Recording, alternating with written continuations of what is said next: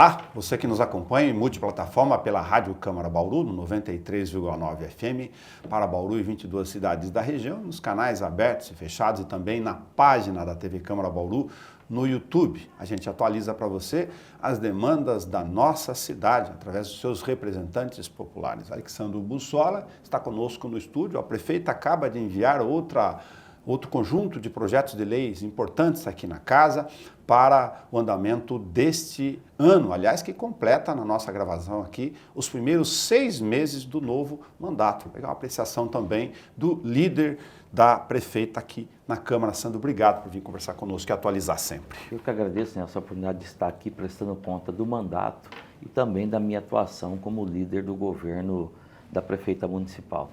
Sandro, ontem foi finalizado, com 12 votos a 8 no plenário, na sessão, a Comissão Especial de Inquérito, que tem sempre uma incumbência difícil para o vereador de fazer o papel de fiscalização, olhar para dentro, identificar aquilo que tem de irregular ou não. Independentemente das questões das manifestações políticas a favor e contrárias no plenário, me parece que a Comissão Especial de Inquérito conseguiu dimensionar a necessidade de regulamentação de entradas e controles do Fundo Social ou outras formas do governo. Se você vê dessa forma também esse encaminhamento. Com certeza, Nelson. Inclusive, a CEI não é somente punitiva, ela corrige rotas e situações.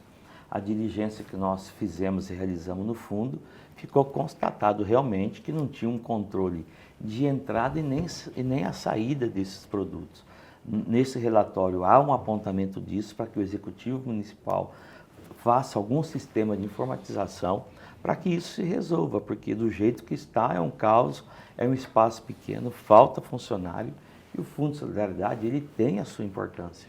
Agora, do ponto de vista da relação política, aquela dificuldade natural do governo escolher os seus parceiros, pessoas de confiança, fica uma posição em relação ao que fez a Damares, independentemente do conceito sobre se foi vingança ou não, como quer o governo, foram o início de um outro mandato. Você tem aprendizado aí para o Executivo para ser colocado, você é bastante experiente nas duas funções em relação à forma e o perfil de escolha, independentemente do conteúdo.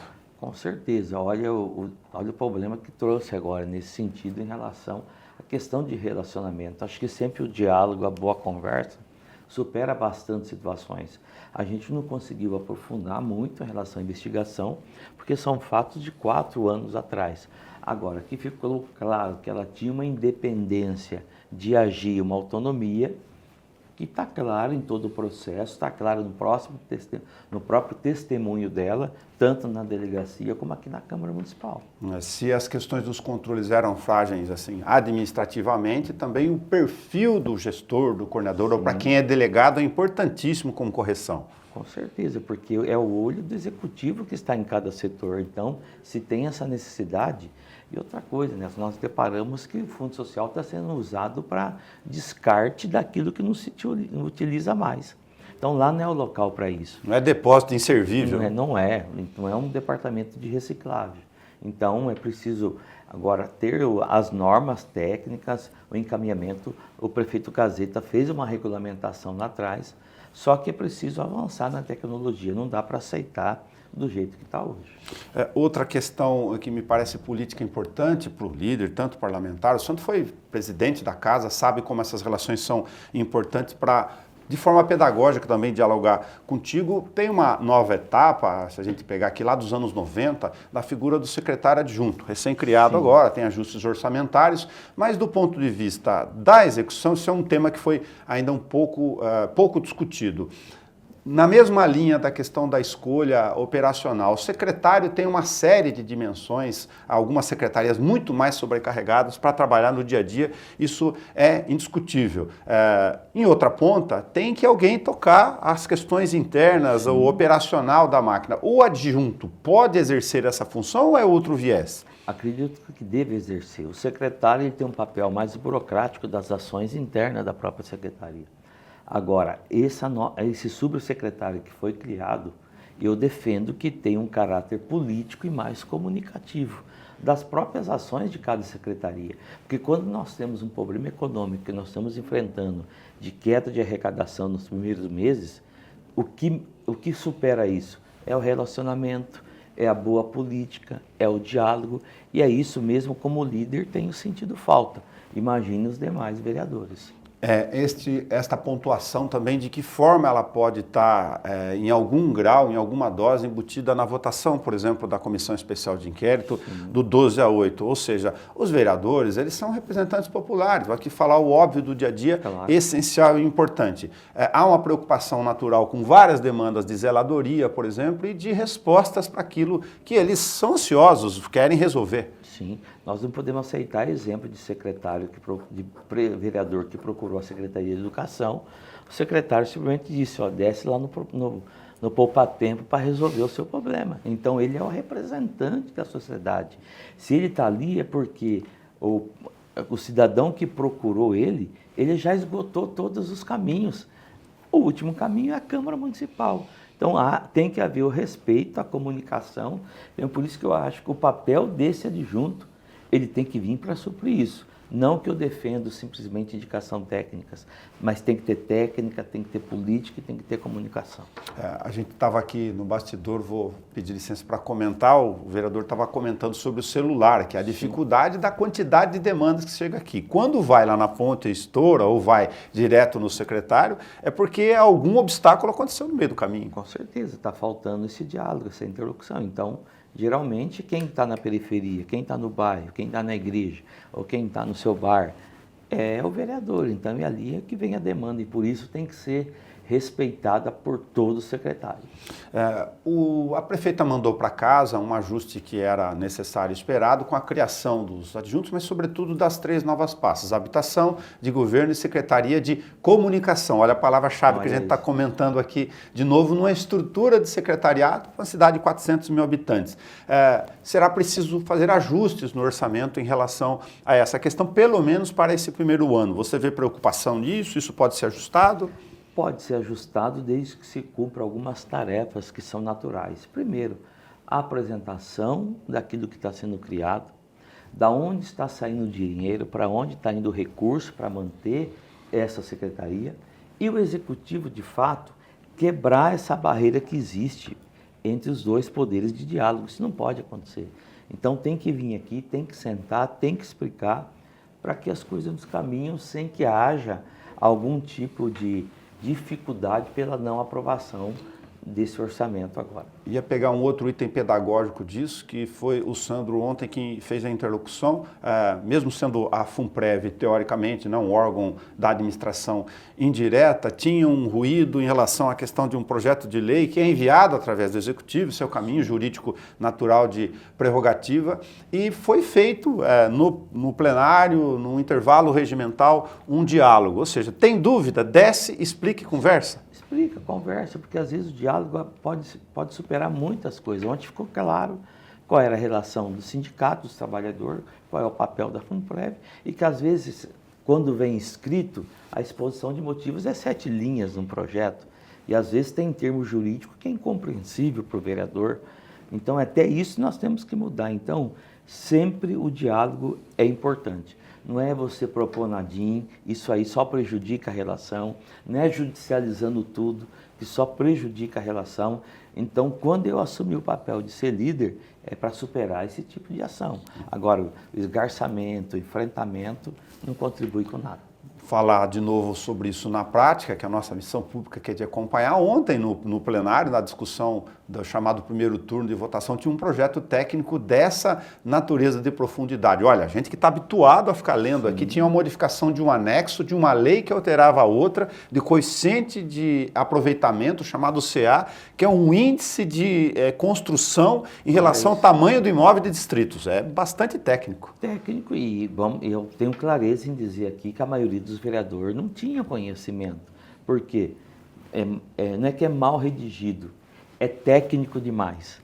E se é técnico demais, alguém tem que vir explicar. Muito bom. Tem o projeto do refinanciamento fiscal, chamado Refis, que entrou na casa, algumas ponderações naturais da oposição, que, enfim, faz o teu papel. Foi feito um refis no governo anterior, ou seja, no mandato anterior, há cerca de 2 anos, e, de um lado, é uma oportunidade para devedores acabarem atualizando a sua situação com a prefeitura. Como é que você vê o refis? É importante, nós sabemos que janeiro e fevereiro foi meses difíceis de queda de arrecadação. O governo precisa de investimento. Quem acompanha o orçamento 2026 vê que não tem recurso para grande investimento. Então, você buscar o refis, você fazer com que o contribuinte coloque em dia suas finanças, o seu orçamento, isso faz com que a prefeitura aumente o caixa e consiga fazer a tão sonhada zeladoria que os vereadores têm cobrado e a população tem cobrado da gente. Nós atingimos aqui na nossa gravação 6 meses do novo mandato. Eu sei que é um mandato que veio vencedor da eleição, obviamente, tem todos os efeitos dos projetos que estão em andamento que não foram concluídos, não deu tempo do outro mandato, não foi oportunidade e circunstância. Do ponto de vista político, o vereador assume a liderança da casa, se vê o resultado das votações, as naturais, aquelas que tiveram mais discurso enfático no plenário, a prefeita tem uma facilidade, uma ampla maioria em relação a todas essas votações, de forma unânime até. Com certeza, e nós temos que fazer um balanço que foi difícil os primeiros 6 meses. Agora, a preocupação da votação da sessão, inclusive, que houve, 12-8, nós temos um projeto que nós temos que ter 14 votos aqui de interesse do município, do governo, que a gente precisa melhorar essa relação. Foi uns 6 meses de dificuldade, mas uns 6 meses também que houve um investimento de mais de 130 milhões em habitação e infraestrutura. É difícil, tem toda a dificuldade, mas o que tem faltado nesse momento é mais harmonia em relação à comunicação. Agora, eu sei que o vereador gosta da sua experiência, a gente conhece o Sandro há bastante tempo, por causa no seu natural carreira aqui em vários postos no Poder Legislativo, de que você fez uma citação e a gente conversou outro dia no bastidor, acho que é importante comentar algumas questões aqui pedagógicas que a gente fala. O governo teve, apenas no mês de junho, 4 ou 5 grandes anúncios de investimentos relacionados a abastecimento, habitação e infraestrutura que, para a oposição, ficaram nas lives. A dificuldade de comunicação é, de novo, estratégia? Dificuldade, erro, a prefeita, eu estive com ela não pode simplesmente se comunicar com a população através da rede social dela. E a assessoria de imprensa tem que ter liberdade de atuação, de envolver todos os órgãos de imprensa. Eu acho que o jornalista ele tem o seu papel crítico, mas também de divulgar aquilo que realmente o governo está fazendo. Não divulga porque não se chega informação, não se traz informação. Olha quantos investimentos que foi citado aí nas últimas semanas. Praticamente nada de divulgação. Isso não pode acontecer. Cheguei a fazer matéria em sexta-feira, segunda e terça seguido, a gente comentava aqui no âmbito da sessão com investimento de 70, 50, 30 milhões de reais. Sim, então são situações como essa que não dá. Eu estou aqui agora nesse momento, mas ontem houve entrega de um grande empreendimento aqui, de 180 unidades, que não veio um convite para vereador.